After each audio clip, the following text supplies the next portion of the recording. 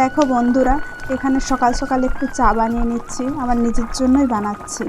নমস্কার বন্ধুরা, আমি পল্লবী। আমার ব্লগ চ্যানেলের সবাইকে জানাই অনেক অনেক স্বাগতম আর আমার অনেক অনেক ভালোবাসা। শুভ সকাল। আশা করি আমার বন্ধুরা যে যেখানে আছে ভালো আছে এবং সুস্থ আছে। দেখো, একটু আমি চা বানিয়ে নিলাম, আমার একার জন্যই বানাচ্ছি। হাজব্যান্ড ডিউটি থেকে খেয়ে আসছে, ও খাবে না।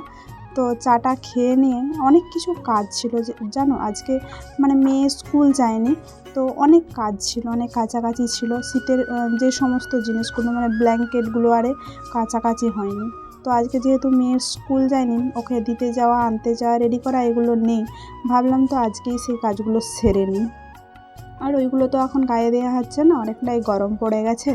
আর এদিকে দেখো, মেয়ের মুখটা দেখলে, ও স্কুল যায়নি তাই ও ভাবছে যে ওকে বকা হবে, ওই জন্য ওর মুখটা ওরকম করে রেখেছে আর আমার পেছনে পেছনে ঘুরছে।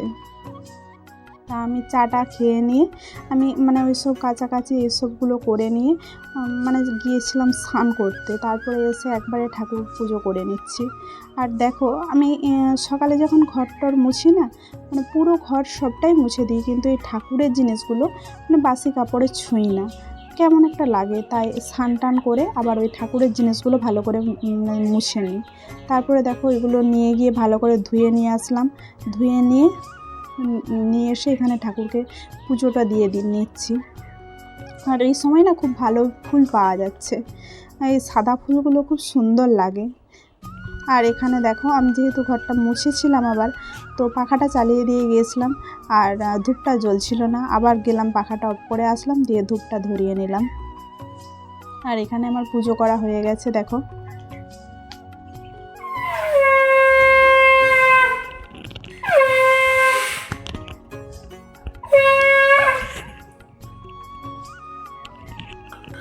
তারপরে দেখো, পুজোটা সেরে নিয়ে আমি আসলাম বিছানাটা গোছ করতে। কী বলো তো, যেহেতু মেয়ে হাজব্যান্ড ওরা ঘুমাচ্ছিল না, সকালে বিছানাটা আমার গোছ করা হয়নি। আর কি বলো তো, তোমার ঘর যদি যতই তুমি গুছিয়ে রাখো, যদি মানে বিছানাটা অগোছালো থাকে না, ঘরটাই যেন কেন অগোছালো গোছালো লাগে। তাই এটা আমার প্রতিদিনের কাজ, আমি বিছানাটা ভালো করে ঝেড়ে গুছিয়ে নিই। আর ওরা যেদিনকে ওরা সকালে উঠে যায়, তো সেদিনকে সকালেই আমি বিছানাটা গোছ করে নিই। আর আজকে যেহেতু দেরিতে উঠেছে, তাই দেরি করে এগুলো গুছিয়ে নিচ্ছি। আর এখন না অনেকটাই দেরি হয়ে গেছে, তবু আমার এখনও খাওয়া হয়নি, মানে একটার পর একটা কাজ না শেষ হয়নি।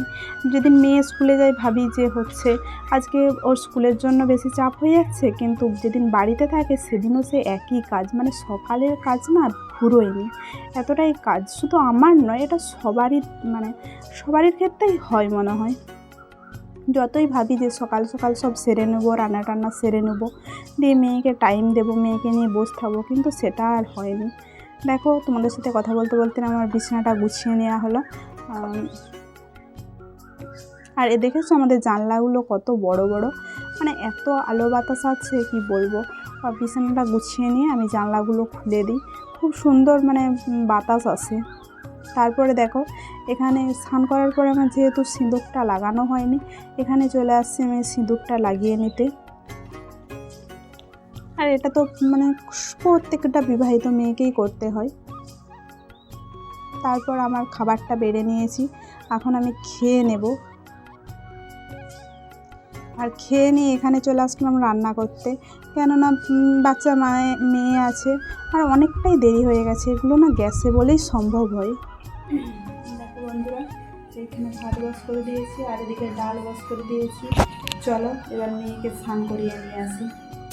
আর এখানে দেখো, মানে মাছটা ভাজতে দিয়েছি, আর ওদিকে তো দেখলে তোমরা প্রেশার কুকারে মানে ডাল বস করিয়েছিলাম। আর এই প্রেশার কুকারটা না আমি যখন মেয়ে ছোট ছিল তখনই নিয়েছিলাম ওর খাবার টাবার বানানোর জন্য।